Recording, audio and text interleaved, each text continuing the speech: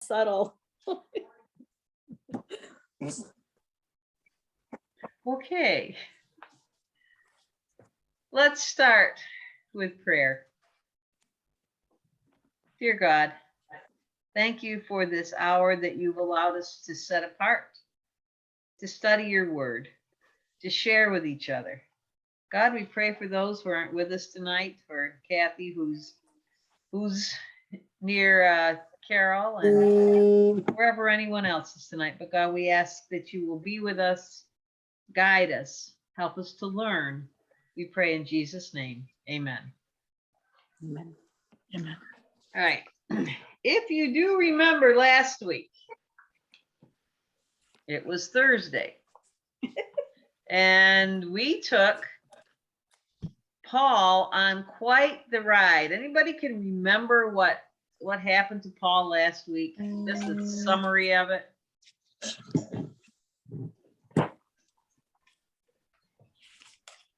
Well, I know he was speaking in Aramaic. Right.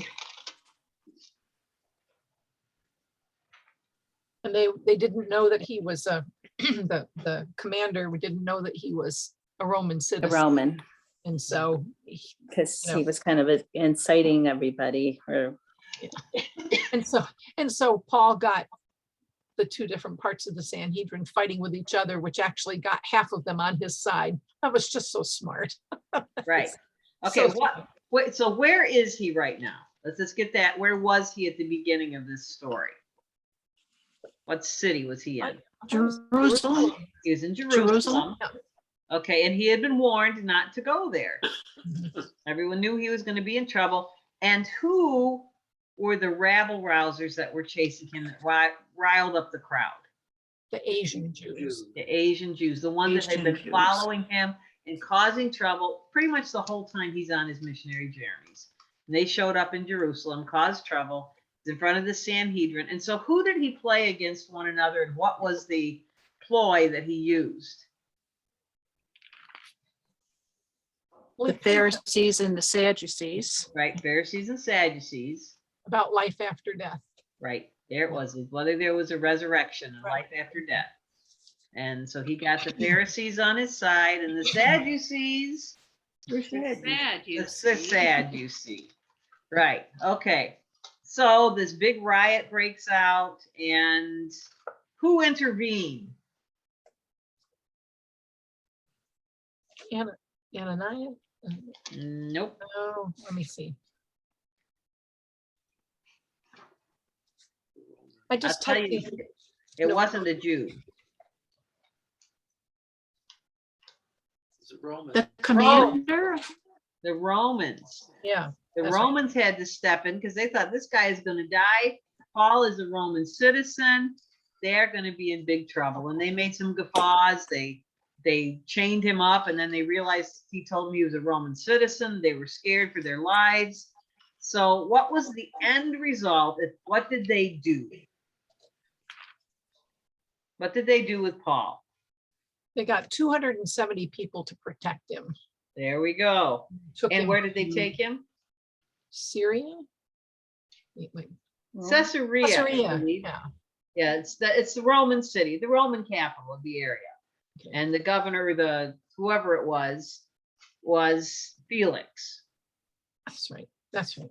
So that's where Paul is, and the letter that Claudius wrote, I just happened to look there, was the one that told this Felix, who's the governor, told him what the problem was, told him that Paul was accused of stuff that wasn't worthy of death, and that he should try him and find out. And the Jews who were mad were supposed to bring their grievance to Caesarea so they could be heard there. So basically, they were taking Paul out of the trouble area because they know all these Jews aren't going to travel there. So it's not going to, try to take it like the modern day. They're taking him to, sometimes people are tried outside of their own area so they can get a fair trial. So that's exactly what they were doing with Paul. Hello, Tom. Welcome. We were just Hi, reviewing Tom. last week. Hi. And we are ready to start in. So we are starting in with Paul in Caesarea before Felix. And we're starting in Acts 24. So if someone would like to read 24, 1 through 9. I can do that. I'll read it. Oh, okay. 5 days later, the high priest Ananias went down to Caesarea with some of the elders and a lawyer named Tertullus, and they brought their charges against Paul before the governor. When Paul was called in, Tertullus presented his case before Felix. We have enjoyed a long period of peace under you, and your foresight has brought about reforms in this nation. Everywhere and in every way, most excellent Felix, we acknowledge this with profound gratitude. But in order not to weary you further, I would request that you be kind enough to hear us briefly. We have found this man to be a troublemaker, stirring up riots among the Jews all over the world. He is a ringleader of the Nazarene sect and even tried to desecrate the temple. So we seized him. By examining him yourself, you will be able to learn the truth about all these charges we are bringing against him. The Jews joined in the accusation, asserting that these things were true. Okay. Now, I have to always be careful here because I have a daughter and a son-in-law who are attorneys. So all of the things that you hear people say, I can't say them anymore, even though there's a lot of really good ones about attorneys. But what did Tertullus, what did he do? I mean, he's the attorney, he's the lawyer. Okay. He buttered up the governors, what he did. Oh my God. Yeah. Flickered in 2 wheels and a bucket of snot. Okay, so careful. Okay, so he's just sliding right in there going, hey, you know, we don't want to cause any trouble. You're doing a great job. The Jews hated the Romans. But they're just think of this. So now let's see. Had Paul been a troublemaker, been in the midst of trouble before? Had he on his journeys? Had he in the known world? Had he been trouble before? Yes. Yes. That's all over the world. Yeah, well, they said so, but was that true? Yes. Yeah, he got run out of almost every town he went to. But was he the one that stirred up Oh. the crowd? No, Oh. okay. Is that what you're asking? By being there. By being Paul, he was telling the truth, but he got people riled up. So it was his fault that they were kicking him out. But Wait, did he get them riled up? They got He- themselves riled up. Was The it- Jews But did. the riling up happened. I mean, there was one time when there was a silversmith that was maybe Paul, but the other times it was the Jews that were coming Yeah. in that were causing the problem. He just didn't back down. He didn't know how to diffuse a crowd. That wasn't his gift. But he wasn't the one. It was the Jews. It was the ones that were bringing the accusations against Paul that had been the ringleaders who were actually the ones who were stirring up the crowds. Because they did it. And so, but it is true he's been in the middle of a lot of controversies. All right. So Tertullus was hitting on something from the Romans that they did not want discord. So they hit, so this guy, this lawyer knew just the buttons to push. He said, you're doing a great job. We want to keep the peace. We want to work with you. But this guy, Paul, he's just stirring up crowds every place. He's causing discord. Think, hit the right button. Okay, so what's the sect of the Nazarenes? It says that that's what they called the followers of Jesus. Okay, That's what my sideline says. Okay, so Paul was the leader of the sect of the Nazarenes. That coupled Paul with messianic movements.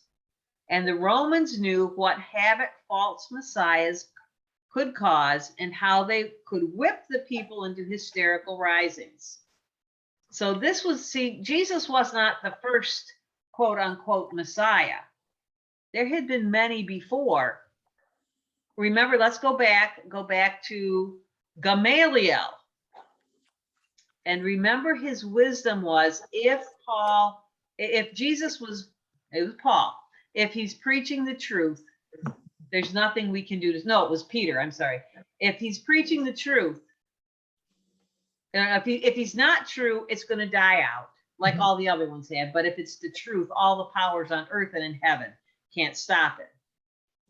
So we know that there's been lots of uprisings, and the Romans don't like these little uprisings. They just want everything to go calm and quiet.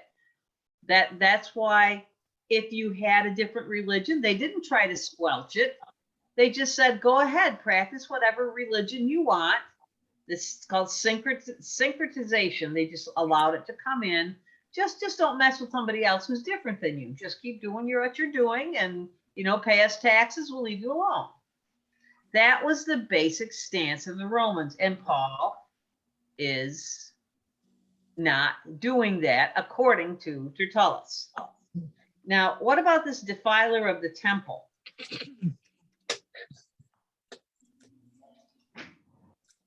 Did Paul do that?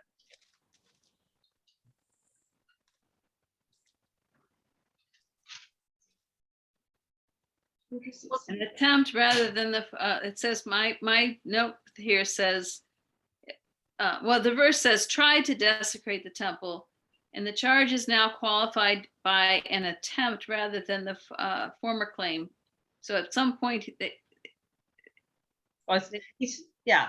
So they accused, remember when he was in front of, last week when we were reading about Paul in front of the Sanhedrin, they said, and he brought Greeks into the temple. Oh, Well, okay. he didn't. He never did. He didn't bring those uncircumcised into the temple. So now they knew that wasn't true, but they said he tried. He tried to break all our laws. So Tertullus is trying to get Felix to realize that they are the good guys. The Jews are the ones that are doing everything right, and it's this Paul that's a mess. Nothing makes better bedfellows than a common enemy, Right. right? That's right. in our note here, it says, with him being the leader of the Nazarene sect, it says that to be a leader of a religious sect without Roman approval is also contrary to law. So that because he hadn't been approved by the Romans, that's another step again, or check against him. Okay. So the Jews were smart enough to get a really smooth talking lawyer who just knew what buttons to push, just dancing around the truth. Okay. So let's read now 10 through 21.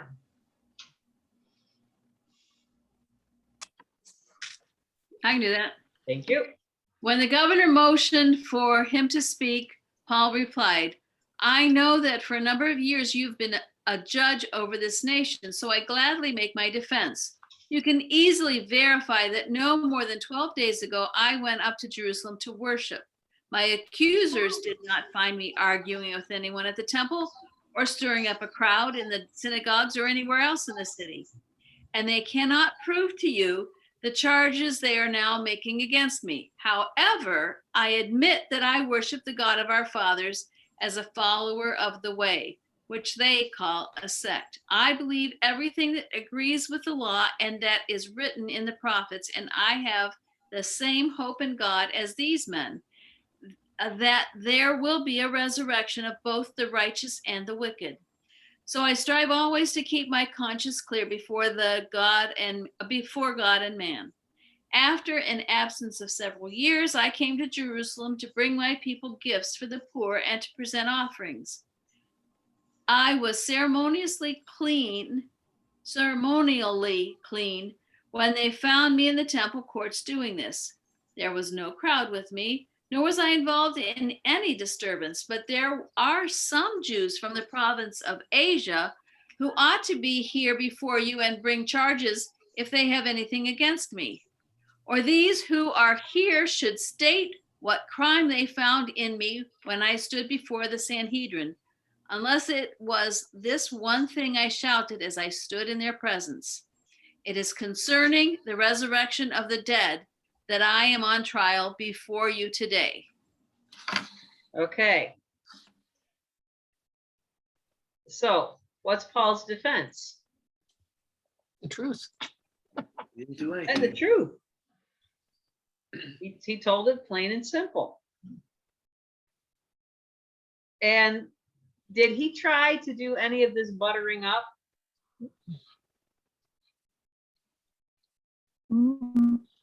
He acknowledged that the governor had been a judge over this nation for many years. And that it was basically his privilege to defend himself against, to that person. But it wasn't like the other one. He was pretty slippery. Yeah, pretty slippery. Yeah. Okay. So, what's the one thing he admitted to? Shouting.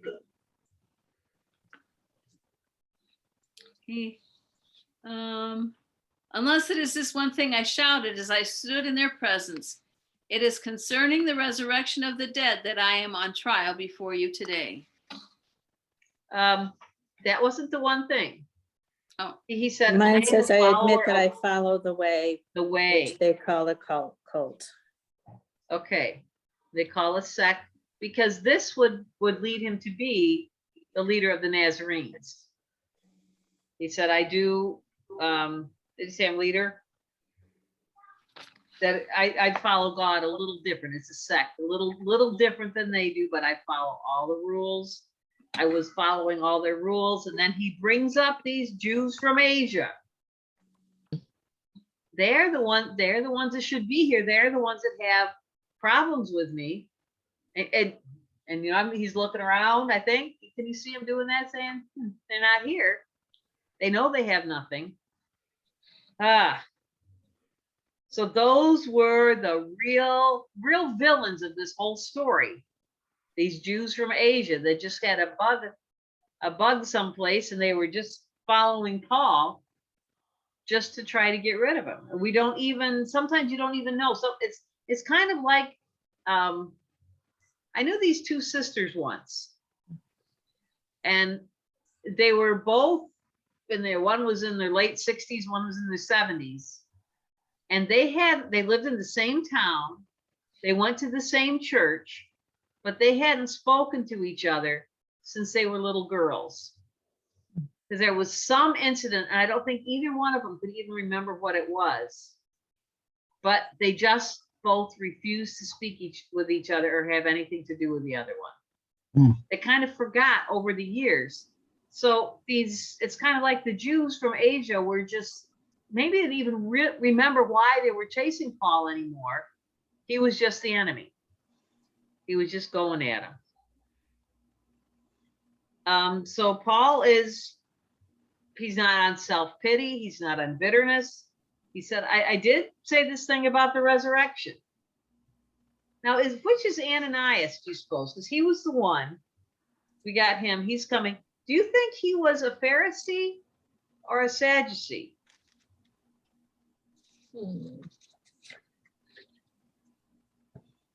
Because he's the high priest.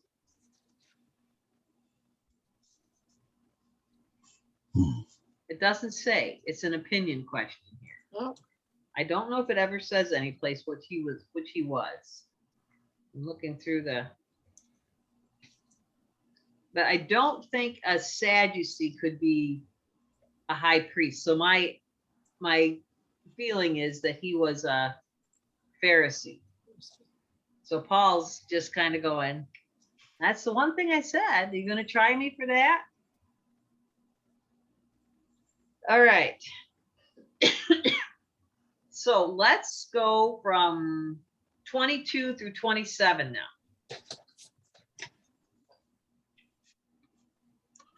I can read that. Okay. Then Felix, who was well informed about the way, brought the hearing to a close. When the commander Lysias arrives, he told them, "I will decide your case." He ordered the officer in charge of Paul to keep him under guard, but to give him some freedom and allow his friends to provide for his needs. After some days, Felix came with his wife Drusilla, who was Jewish. He sent for Paul and listened to him as he talked about faith in Christ Jesus. But Paul went on discussing about goodness, self-control, and the coming day of judgment. Felix was afraid and said, "You may leave now. I will call you again when I get the chance." At the same time, he was hoping that Paul would give him some money, and for this reason, he would call for him often and talk with him. You want me to finish? 27? To finish the chapter, yeah. After 2 years had passed, Porcius Festus succeeded Felix as governor. Felix wanted to gain favor with the Jews, so he left Paul in prison.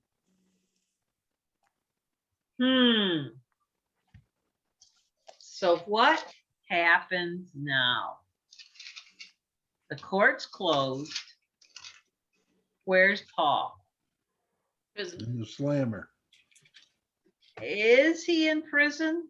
Well, he has freedom that he's got Like more house freedom than arrest. some prisoners, but he's not. House arrest. Paul is under house arrest. He's not necessarily in prison. He's under guard, but his friends are allowed to come and care for him. He just, he's kind of like, they didn't put bail up for him. He's kind of stuck. So tell me about Felix. What's happened?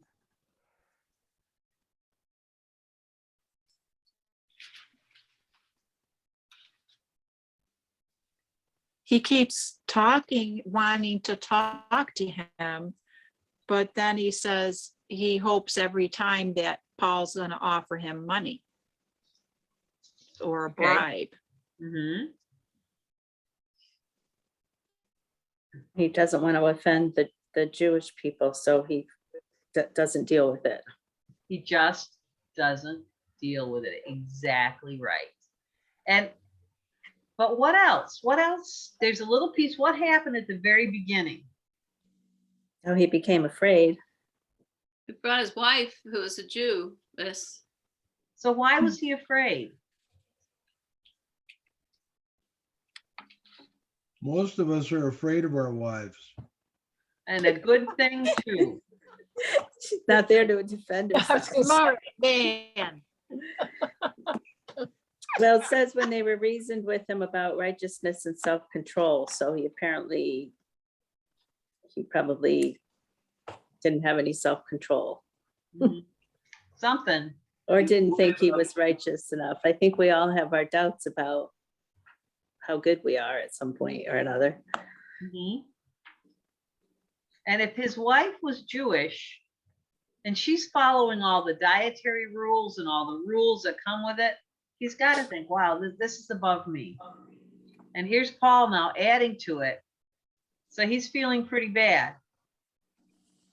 So why didn't Felix let him go or imprison him or do something? Why did he just leave him there, stuck?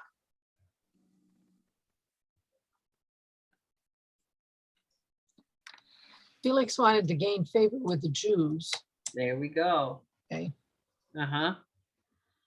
He knew that Paul was innocent. He had had these conversations with him. He knew that Paul was innocent, but what would happen if he let him go? To have an uprising on his hands. Yeah, things wouldn't be peaceful. Yeah. Yep. So I thought, well, I'll just keep putting off my decision, keep putting it off until finally they said it's time for Felix, it's time for you to go someplace else, and somebody else is coming in. And so instead of dealing with it, Felix just passed this on to the next governor. Isn't that nice? Paul, just saying, does that ever happen any other time in any other profession? That people just don't deal with things and wait for somebody else to come along to take care of it? Seriously. Always. All the time. All the time. All the time. Now, I've listened to this little sideline for several Sundays in a row. When I was driving home, I listened to the NPR whatever, and there was this story of this man that was in Guantanamo, and this news reporter had the same name, and so he got really interested. And so we listened to his story all the way through, and there was no evidence against this man.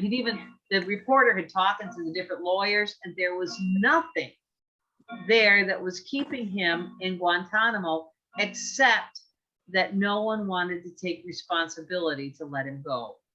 So to this day, he is still in Guantanamo, even though there's nothing. He was almost out one point, but then there was an election of a US president, and it changed and he got stuck. And it just, I was listening to that. He's been there years and years and years and years.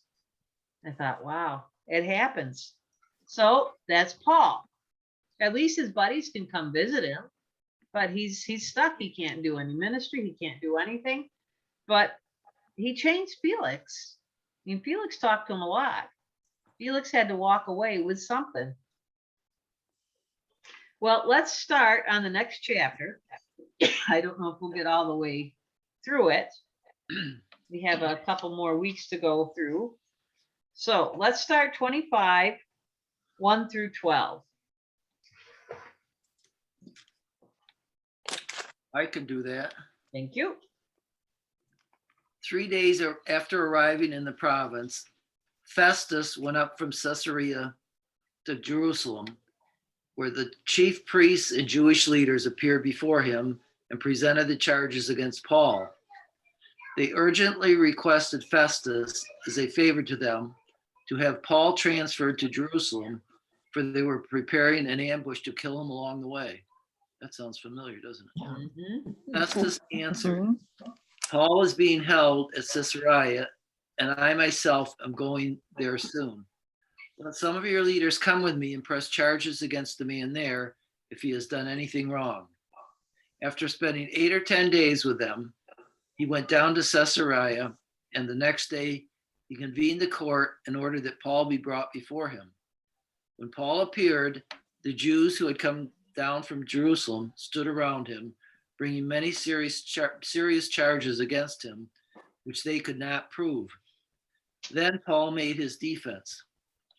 I have done nothing wrong against the law of the Jews or against the temple or against Caesar.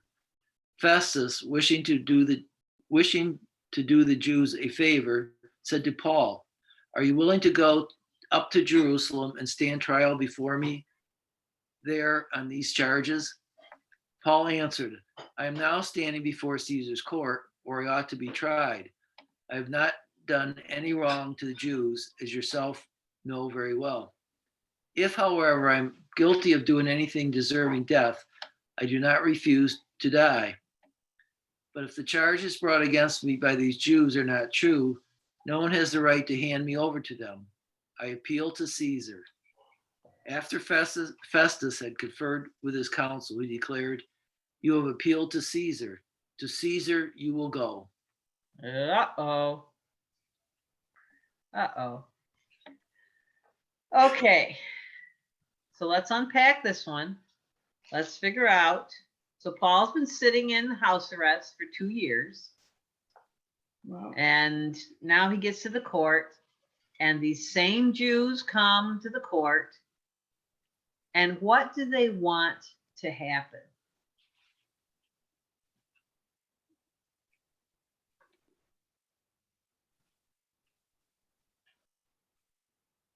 They wanted Paul to have to go back to Jerusalem for trial. Okay, So they could kill him. right. And who's in Jerusalem?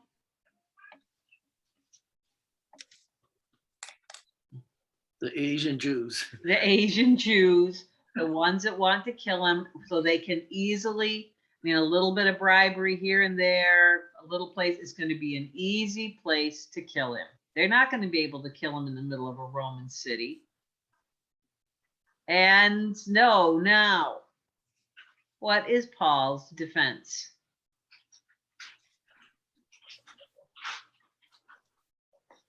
Well, he says that he's innocent. Basically has to. Mhm. Go ahead, Karen. What you're It just pretty much the same. It just, he says that he's done nothing wrong against the Jews or the temple or against Caesar. okay. So here's Festus, the new governor, thinking, one guy here and all these Jews. Who am I going to make happy? One guy or the Jews?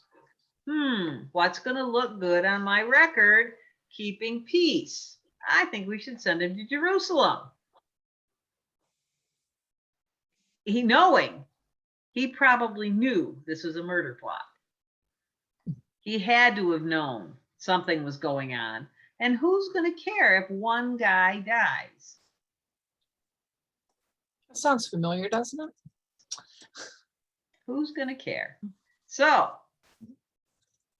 did Paul go to Jerusalem?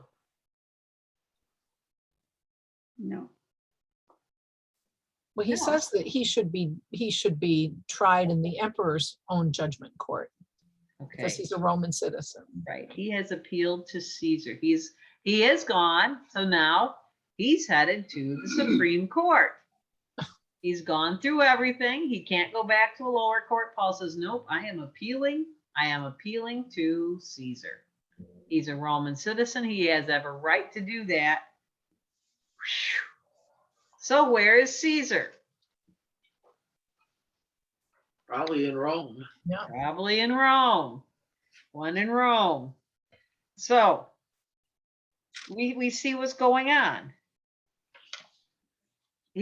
So Festus is just as pleased as anything that he has appealed to Caesar, because now it's off it doesn't matter.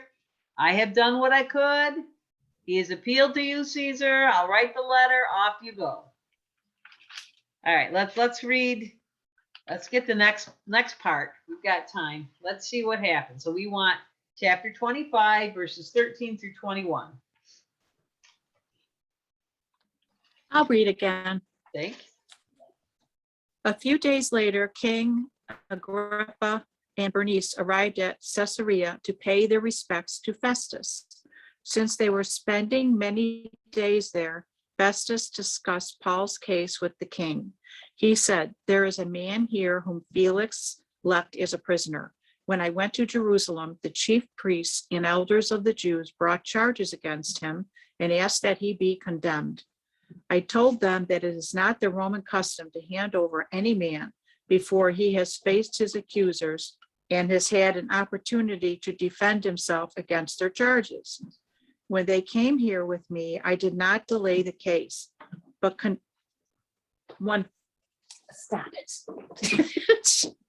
When they came here with me, I did not delay the case, but convened the court the next day and ordered the man to be brought in. When his accusers got up to speak, they did not charge him with any of the crimes I had expected. Instead, they had some points of dispute with him about their own religion and about a dead man named Jesus, who Paul claimed was alive. I was at a loss how to investigate such matters, so I asked if he would be willing to go to Jerusalem and stand trial there on these charges. When Paul made his appeal to be held over for the emperor's decision, I ordered him held until I could send him to Caesar. Then Agrippa said to Festus, I would like to hear this man myself. Okay, I'm He gonna stop. I'm replied, gonna stop. tomorrow you will hear him. I'm gonna stop you there. Okay, we're not quite going up with Agrippa. So I want to talk about who was Agrippa. King. The king? Okay, who was he king of?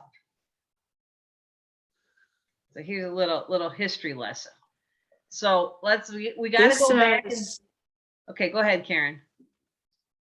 my study Bible says, he ruled over portions of Galilee and Perea, primarily a Gentile area. He was the son of Herod Agrippa. So basically, Galilee and Perea. Okay, so let's go back. I'm going to go back so you just get a little idea what's going on here. There was, when Jesus was born, who was king? Herod. Herod. That was Herod the Great. Herod the Great. So Herod the Great was the one that killed the babies in Bethlehem, and where Jesus escaped to Egypt and with his parents because he was too young to ride a donkey by himself.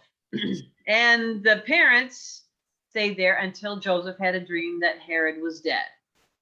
But then when Jesus was tried, we see he was tried by Herod, King Herod. So what happened? King Herod died. He was the king of all of Israel.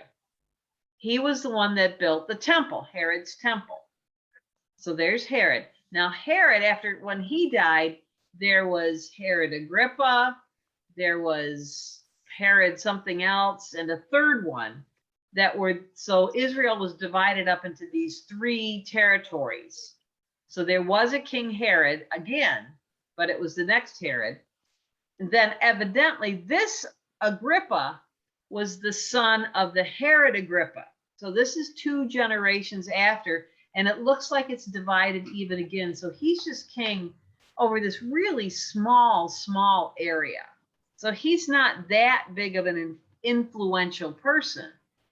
And so Festus has much more power, much more. I mean, this Agrippa, just as it's just kind of like, oh, I'm the king here. So they have this discussion. What am I going to do? So let me see. So Festus is just this is like a confidant for him. Yeah, just kind of like, I know some of you are teachers, like in the faculty room, you talk more freely with the other teachers. Or when pastors get together, we talk a lot differently than when we're with people that aren't pastors. Surprise, surprise. And all good. We never say anything bad about any parishioners or anything, never. But so Festus is just having this somebody else is in charge, and what am I going to do? So Festus was really, why do you think Festus wanted to send him to Jerusalem? To get him out of his hair. Get him out of his hair. And also, but there's another reason. Okay. What was the other reason? What were the accusations that they had against Paul? Well, they were religious, not. Absolutely. Yeah. Oh, okay. They were all just religious little disputes amongst their own little sect that made absolutely no difference to the Roman Empire. Let them go back down to Jerusalem. Let them try him there. Give him whatever punishment they want. They can't kill him. And he just thought, just take this down a notch. We've appealed this high. What is this guy? It's just this little dispute within the classroom. Take him back. Let them decide. But Paul says, no, I'm not backing down. I'm not going. I'm not going to give them the satisfaction. I am not going back to Jerusalem. I know what's going to happen. Paul was no dummy. He knew that they were going to kill him for no reason. He said, if you've got charges against me, I will be fine to accept my punishment and die. But I'm not going to die for no reason.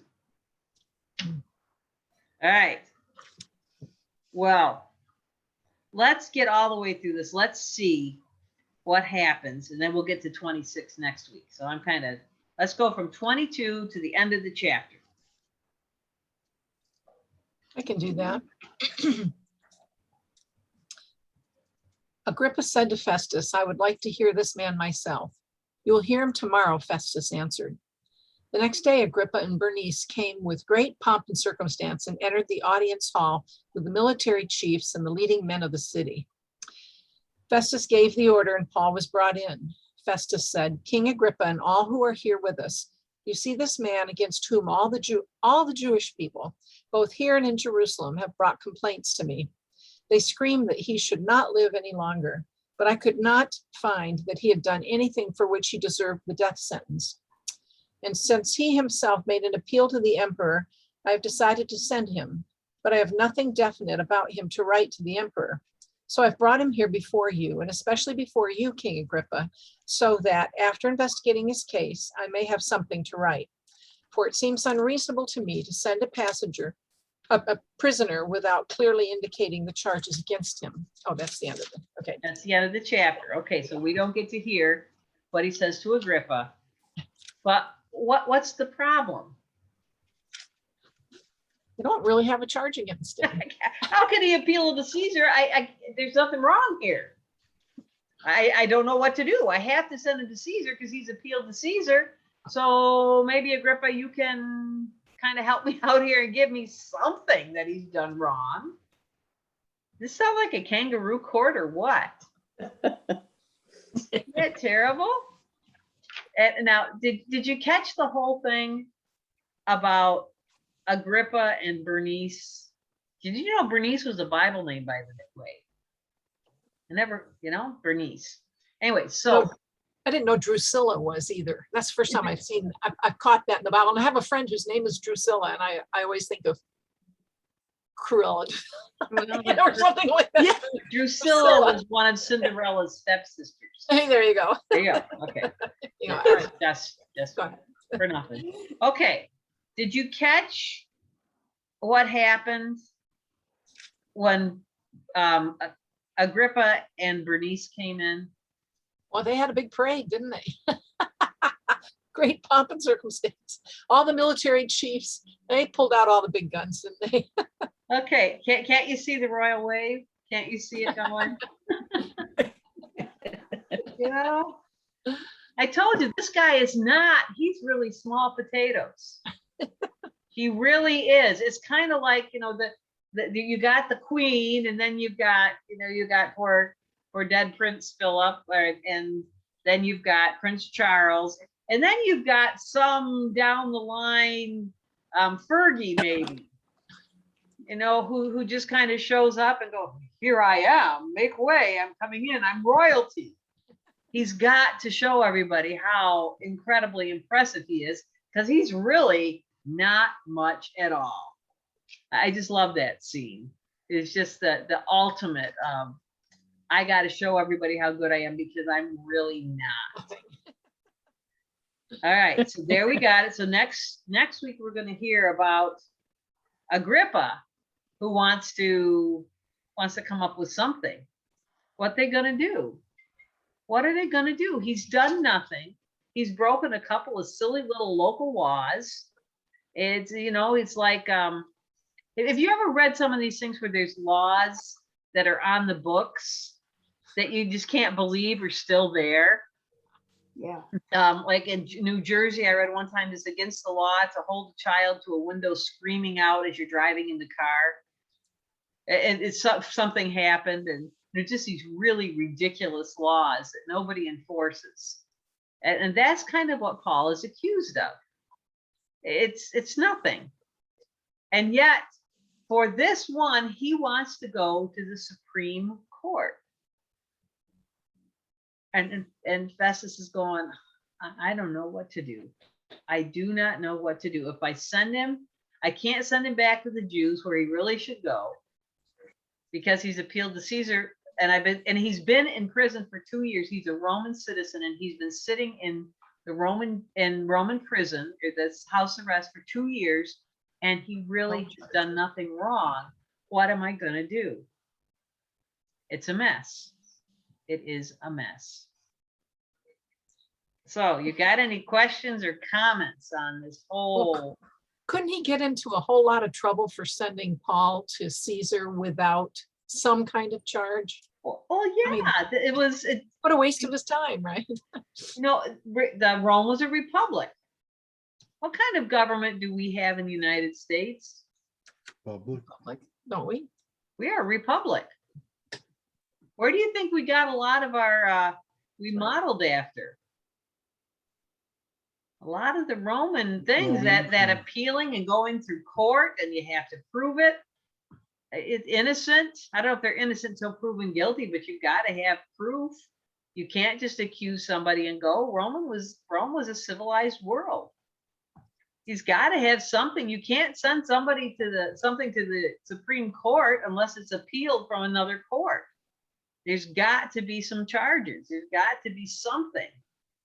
And there's nothing. You just go, wow, how could this happen? Is that why Paul wanted to go? Because he knew that he would be putting him in a very embarrassing spot. He would be putting the Jews in a very embarrassing spot. I think he was just simply trying to find justice. So he wasn't going through just being killed for the Jews for no reason, because they didn't like him, because they were jealous of him, because of whatever reason. He wanted, what was Paul's true desire in life?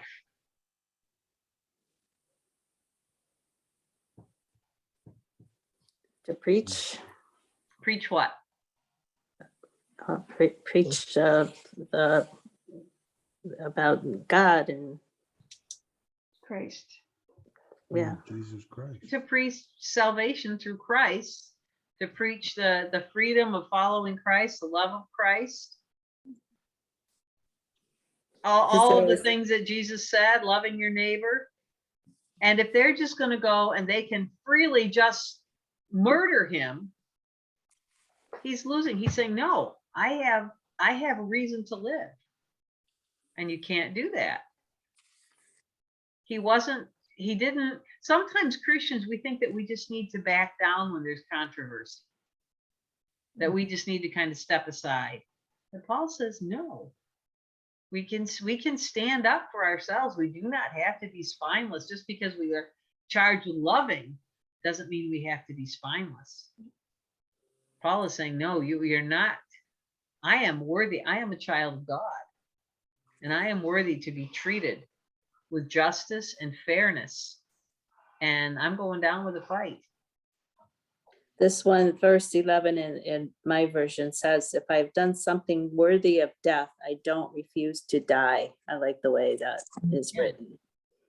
It's Or like if I I've know done where something wrong, I know where I'm going, but Wow. I need to, if I've done something worthy of that, which I haven't, basically.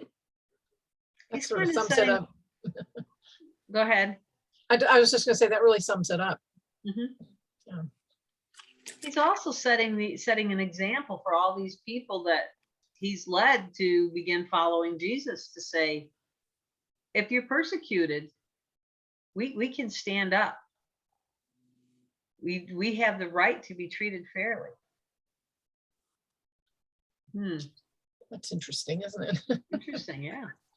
We have that right to be heard. We can stand up for justice. Any comments on anything?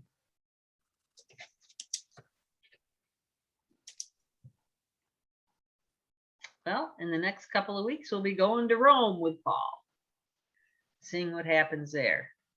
So you remember, Paul wrote a lot of letters, Mhm. and Yeah, 2 years. 2 years, a lot of them while I am here in prison. So this is where Paul was writing these letters in Caesarea under this house arrest. He was writing the letters, sending them out. A lot of what our New Testament was. So, and I had a conversation with a friend just yesterday about some terrible things in her life and why did God make her go through that? And, we talked about things and reasons that you couldn't see. She says, well, looking back. So think about it. If Paul hadn't been in house arrest for 2 years, if he had been let go free and he had just traveled preaching, we wouldn't have our New Testament. We wouldn't have the bulk of what we hold up as Christian values. Just a thought. To sit there and think about. Okay, any other comments, or I'll turn the recording off? So what we think is bad isn't always bad. Well, it might be bad, but there's a reason. There could be, Good. God doesn't make bad things happen so other things happen, but when bad things happen, God can use those times Yeah. for good. Mhm. Okay, I'm going to turn the recording off.